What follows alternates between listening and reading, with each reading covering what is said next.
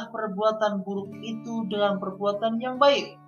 Niscaya akan menghapuskannya, dan bergaullah kepada manusia dengan akhlak yang baik. Hadis riwayat At-Tirmidzi. Menghafalkan hadis tentang takwa. Setelah kita dapat membaca hadis tentang takwa dengan benar dan fasih, sekarang ayo kita menghafal hadis tentang takwa dengan cara membaca berulang-ulang dari satu lafaz dilanjutkan lafaz berikutnya secara berulang. An Abi Dzarrin qala, dari Abu Dzar radhiyallahu anhu berkata, qala Rasulullah sallallahu alaihi wasallam, Rasulullah sallallahu alaihi wasallam bersabda, ittaqillaha haitsu ma kunta.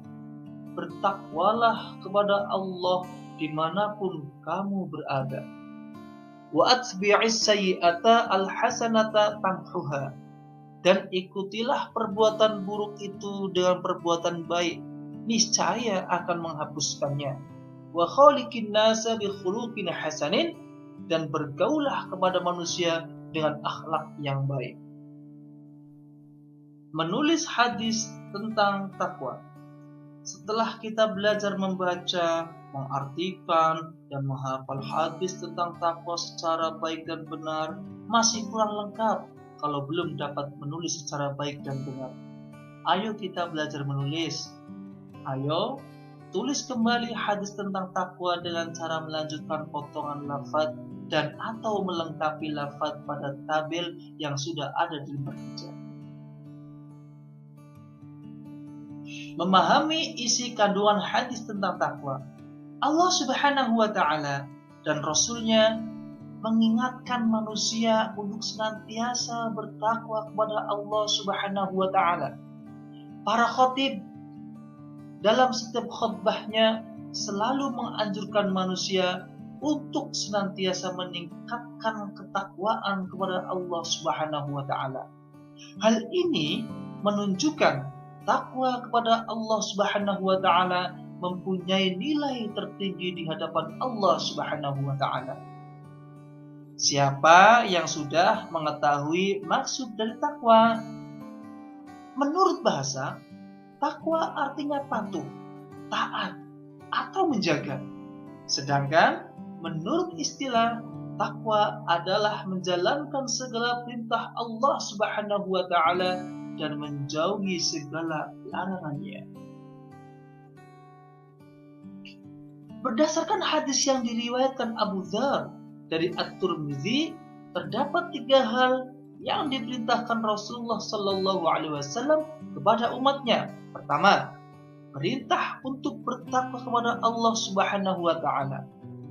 Orang yang bertakwa kepada Allah Subhanahu wa Ta'ala dan meyakini bahwa hal tersebut akan membawa kebaikan bagi dirinya, melaksanakan perintah Allah tidak hanya sebatas sholat, mengeluarkan zakat, puasa, dan haji saja.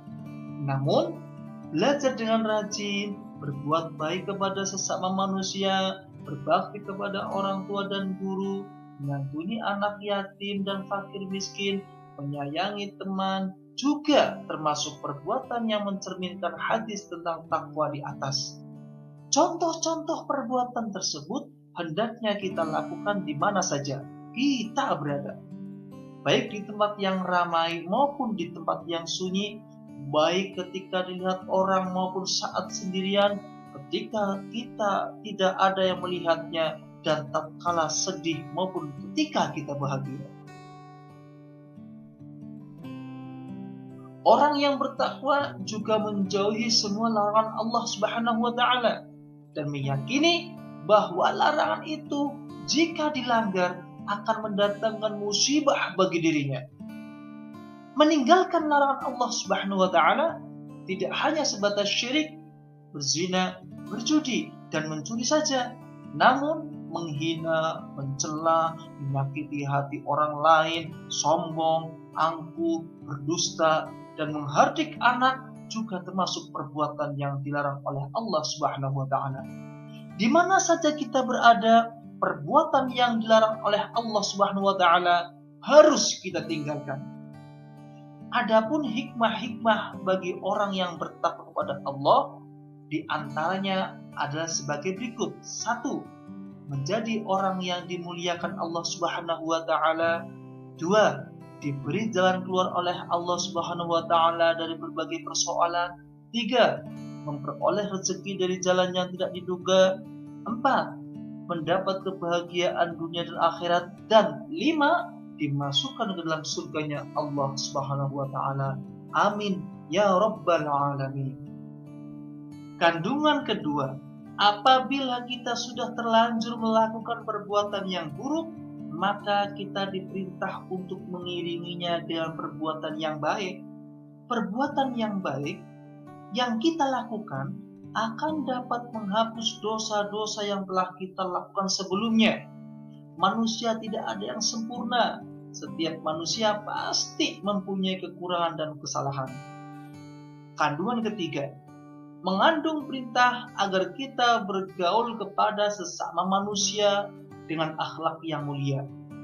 Bergaul kepada kedua orang tua, saudara, guru, teman, tetangga harus dengan akhlak yang mulia. Kepada yang lebih tua, maka kita harus menghormati, sedangkan kepada yang lebih muda, kita harus menyayangi.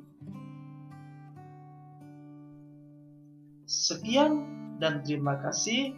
Wassalamualaikum warahmatullahi wabarakatuh.